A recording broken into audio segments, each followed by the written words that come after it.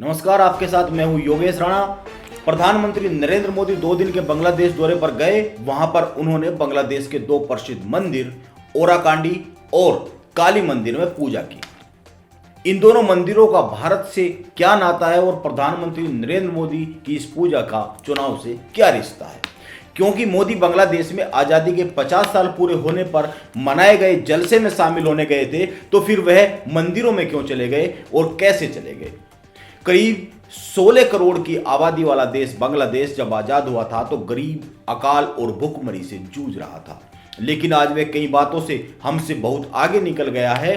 प्रति व्यक्ति आय, आर्थिक विकास दर, आय में असमानता के सूचकांक में बांग्लादेश भारत से बेहतर है। राजस्व घाटा, व्यापार संतुलन और रोजगार के मामले में भी बांग्लादेश भारत से बहुत बेहतर है।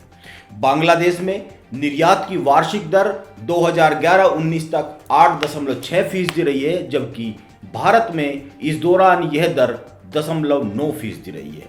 शेख हसीना की आवामी लीग बांग्लादेश पर लगातार 2008 के बाद से सत्ता में है। उन्हें राजनीतिक रूप से अस्थिर बांग्लादेश को स्थिरता में लाने और आर्थिक विकास को मजबूती देने का श्रेय जाता है। यहाँ यह गौर करने की बात है कि उनके नेतृत्व के दौरान 10 सालों में बांग्लादेश की अर्थव्यवस्था में हर साल औसतन 6 से 7% की बढ़ोतरी हुई है। यह पूरी दुनिया में कुछ ही देशों ने हासिल की है। आज दुनिया में बांग्लादेश चीन के बाद रेडीमेड कपड़ों का व्यापार करने वाला, निर्यात करने वाला दूसरा सबसे बड़ा देश है। चीन के बाद कोरोना महामारी के पहले 2019 में बांग्लादेश ने करीब 38 अरब डॉलर के रेडीमेड कपड़ों का निर्यात किया था। इस सेक्टर में करीब 40 लाख लोगों को रोजगार मिला हुआ है, जिनमें से अधिकांश महिलाएं हैं। यह भारत जैसे देश के लिए सबक लेने की बात हो सकती है।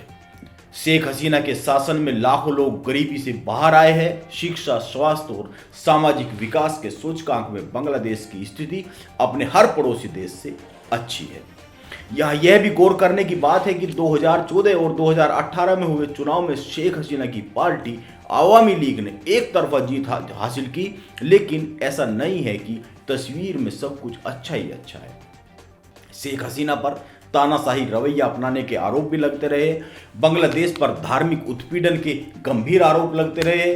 पूरी दुनिया में जो मानवाधिकार की संस्था है वो इन पर बीच बीच में बात करती रही है। 1951 में देश में हिंदुओं की आबादी करीब 23% थी, जो कि 2011 में 9.5% हो चुकी है।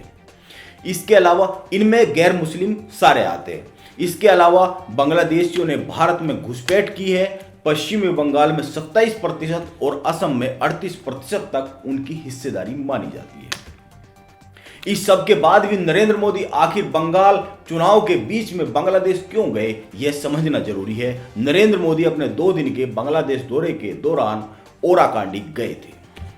ओराकांडी का पश्चिम बंगाल से बहुत गहरा नाता है। ओराकांडी ठाकुरवाड़ी और सुरेश्वर देवी का मंदिर मतवा समाज का तीर्थ है। मतवा समाज के लिए यह बहुत बड़ा पवित्र स्थल है और मोटे तौर पर देखा जाए तो पश्चिम बंगाल में मतवा समाज के करीब 2 करोड़ लोग रहते हैं। अगर चुनाव की कैलकुलेशन की जाए तो पश्चिम बंगाल विधानसभा की 294 सीटों में से 14 से 15 सीटें ऐसी है जिनका परिणाम पूरी तरीके से मतवा समुदाय के वोट तय करते हैं। इसके साथ ही करीब 70 विधानसभा सीटें ऐसी है जहां पर इस समुदाय के वोट 5 से 10 हजार है। यह समुदाय पहले लेफ्ट को समर्थन देता था, उसके बाद ममता बनर्जी को समर्थन देने लगा है। अब उसको ममता बनर्जी से थोड़ा सा नाराज सा है। कहा जा रहा है कि 2 भागों में बंट गया है। मतवा समुदाय के असर वाली विधानसभा सीटों पर 17 अप्रैल और 26 अप्रैल को चुनाव होना है। उससे पहले इन इलाकों में प्रधानमंत्री की रैलियां भी होगी। काली मंदिर यह पश्चिम बंगाल की सीमा पर स्थित है।